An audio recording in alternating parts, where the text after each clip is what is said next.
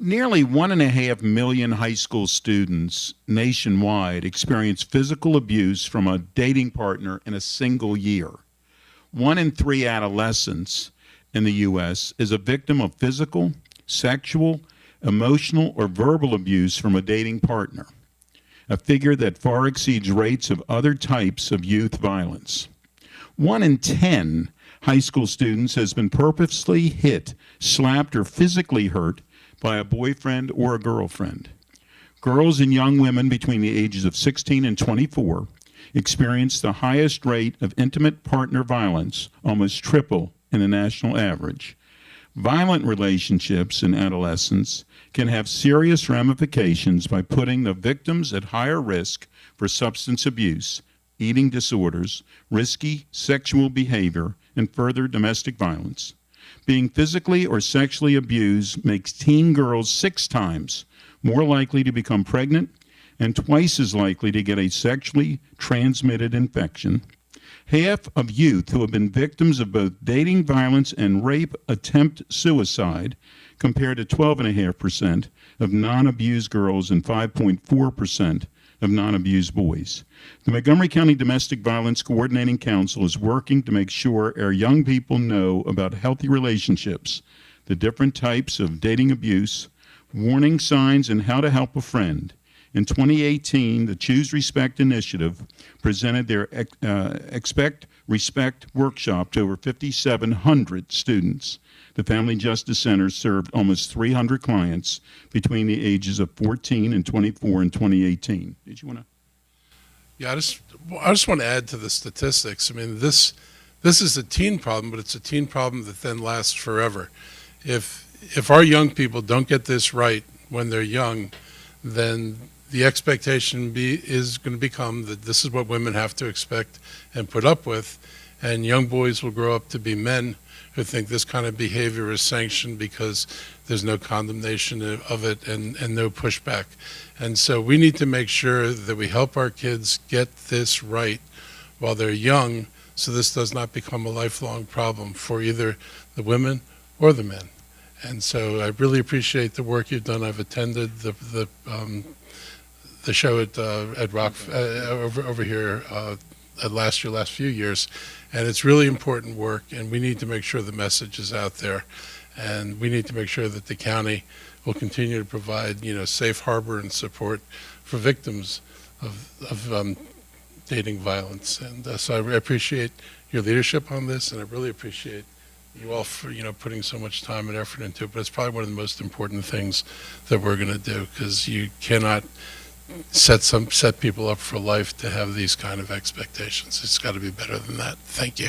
Thank you. Do you want to speak first, and then we'll do the proclamation? Sure. Go ahead, please.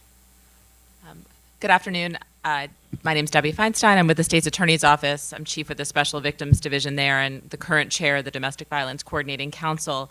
And I just wanted to thank County Executive Elrich and Vice, I guess, are you vice chair? No, Tom is vice chair. I'm the excuse me. outgoing president. Oh, sorry. No. That's not what I meant. So, sorry. Of the council. Of the council. Yeah. Right? Okay. I thought I was getting it right. Right. I thought you meant of the Councilmember Katz. The Councilmember Katz. Let's go with that. Okay. For your leadership and for your support, both of you and many members of the council that are here today, and many members of the county executives branch have been very supportive of this initiative, and we're very appreciative. As was described, the issue really is pervasive with respect to teens. Not only are girls victimized, but boys are victimized at a significantly high rate as well. In fact, there was a recent study where the number of boys that were victimized by emotional and verbal abuse actually exceeded the number of teenage girls that were victimized. So I think that's an important thing for all of us to realize, and that's why this initiative is so important, that we reach all of our kids and have them understand the important and healthy dynamics that are related to relationships that'll then take them into adulthood. So we invite everyone to join us for our annual conference on April 7th at Richard Montgomery, as was mentioned by the county executive, and to participate in our programs year-round. We have programs for the public schools, for community organizations, private schools, really any teen-facing organization that is interested in learning more and having a program. The Domestic Violence Coordinating Council is happy to bring that forward and provide that information. So thank you so much for recognizing this month and the prevention efforts of the council. Thank you. Does anybody else want to? No? And I did want to note that I am the outgoing president. I just was president of the Domestic Violence Coordinating Council. And I have to tell you, everyone should be aware of all that they do, that we do, because it is so necessary that we never forget the importance of this horrible situation in many cases. Would you like to start off reading the proclamation, please? You guys really have like small print this time. It looks fine to me. I mean, go ahead. Go ahead. Okay. I can read it, but I'm just saying it's small. Okay. Whereas teen dating violence is physical, sexual, psychological, and emotional violence within a dating relationship and includes any pattern of behavior that a person may use to gain power and control over another person, including financial and digital abuse or stalking, and whereas 1 in 3 females and 1 in 7 males report experiencing teen dating violence, and 1 in 10 Maryland high school students report experiencing physical violence in a dating relationship, and 1 in 10 report experiencing sexual dating violence in a dating relationship, and whereas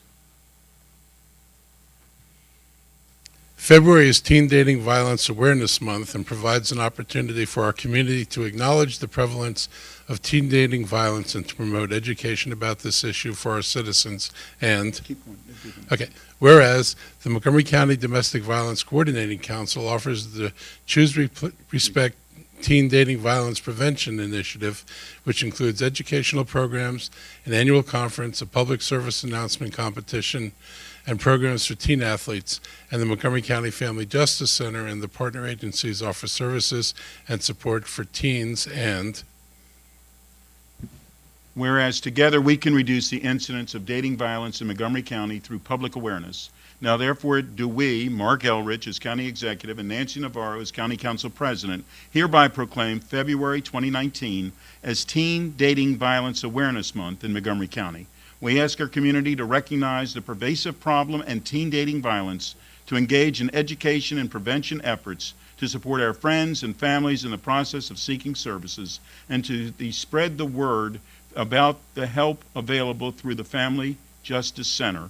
And it's signed by Mark Elrich and as County Executive and Nancy Navarro as Council President, and it's proclaimed today.